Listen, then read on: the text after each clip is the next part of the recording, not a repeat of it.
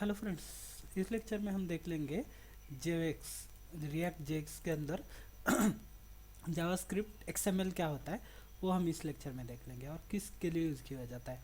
अभी उसका प्रैक्टिकली भी मैं दिखाता हूँ कहाँ पे यूज़ होता है। और इस प्रोजेक्ट में जब हम रिएक्ट का प्रोजेक्ट करेंगे इसके अंदर हम मैन्युअली इंक्लूड भी करने वाले हैं ये पैकेजेस। तो पहले कहाँ पे यूज़ होता है वो देख लेंगे, बाद में मैं एक प्रोजेक्ट क्रिएट करूँगा, उसके साथ हम प्रैक्टिकली भी इसको देख लेंगे। तो पहले देख लेते हैं JX. JAX is a syntax extension for the JavaScript that look the similar to the HTML।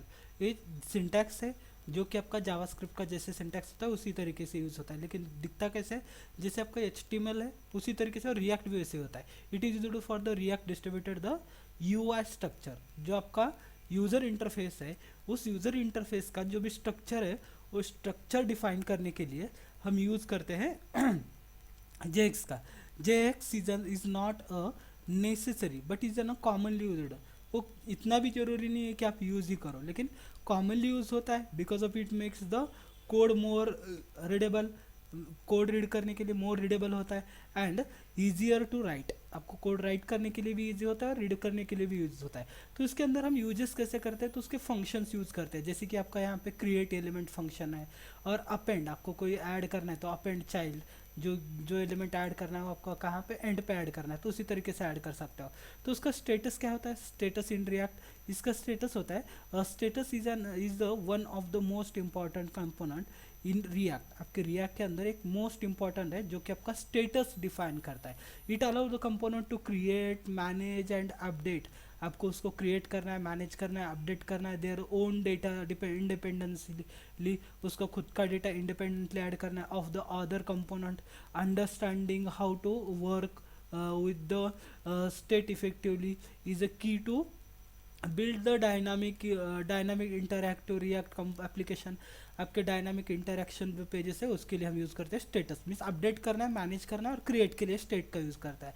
Understand किस तरीके से डिफिनेशन क्या है, the state is an object that hold the data that may change over the life time of the component. आपके life time में उसको अगर change करना है तो उसके लिए हम उसको यूज़ करते हैं। जैसे कि अभी ये app dot C S S है, इसके अंदर जो डेटा, या फिर हम यूज़ कर दिया ऐप डॉट जे एस का, इसके अंदर जो डेटा है वो चेंज होते हैं। जैसे कि हम यहाँ पे यूज़ कर दिया import logo dot logo from, logo से हमें इसको इम्पोर्ट करना है या फिर उसको ऐड करना है। Index dot C S S या फिर इंडेक्स डॉट जे एस के अंदर जाओ, उसको हमें ऐड करना है। तो ये डेटा क्या होता है, लाइफ टाइम के बाद चेंज होता है, क्योंकि अपडेट, क्योंकि जो लोगो है जैसे मैंने अभी यहाँ पे बताया, ये जो लोगो है वो लोगो वही नहीं रहेगा। उसको क्या कर सकते हैं हम, हमारे लोगों से ऐड कर सकते हैं, चेंज कर सकते हैं।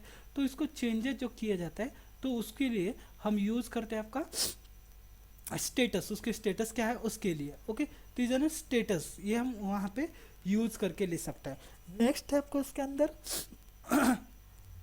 नेक्स्ट हम उसके अंदर यूज़ करते हैं ये जो ना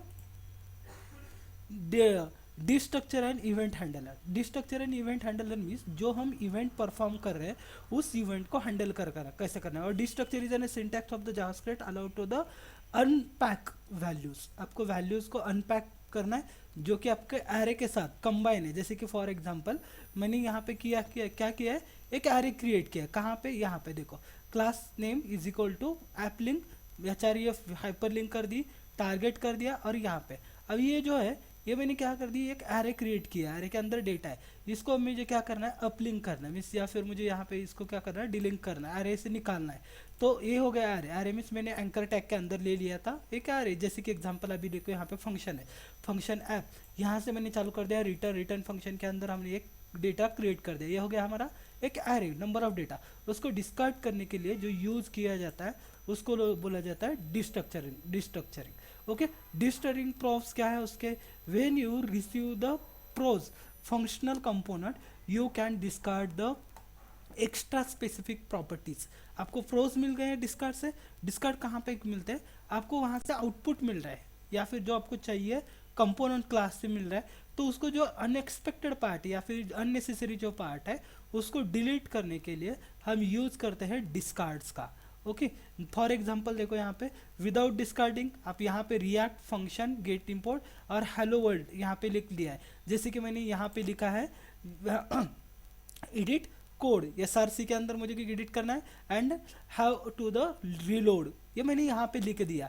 अभी ये रील कब कर दिया मैंने, इंपोर्ट के बाद, इंपोर्ट रिएक्ट के अंदर हमने उसको क्या कर दिया, इंपोर्ट कर दिया, जो कि हमने यहाँ पे किया है इंपोर्ट रिएक्ट।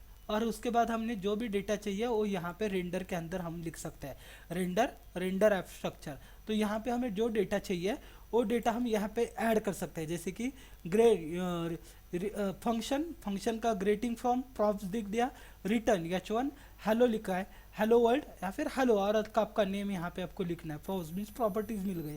तो जो नहीं चाहिए प्रॉपर्टी बाद में वो प्रॉपर्टी क्या कर सकते हैं, रिमूव कर सकते हैं, जैसे कि एक्सपोर्ट द ग्रेटिंग एक्सपोर्ट करने के बाद जो भी हमारा प्रोज था वो क्या हो गया, डिस्कार्ड हो गया, जिसको हमने चेंज कर दिया। तो इसकी तरीके से वर्क होता है। उसी के बाद इवेंट हैंडलिंग भी उसी तरीके से होती है handling the event in the function, आपके फंक्शंस के अंदर आपको क्या करना है, इवेंट्स हैंडल करने।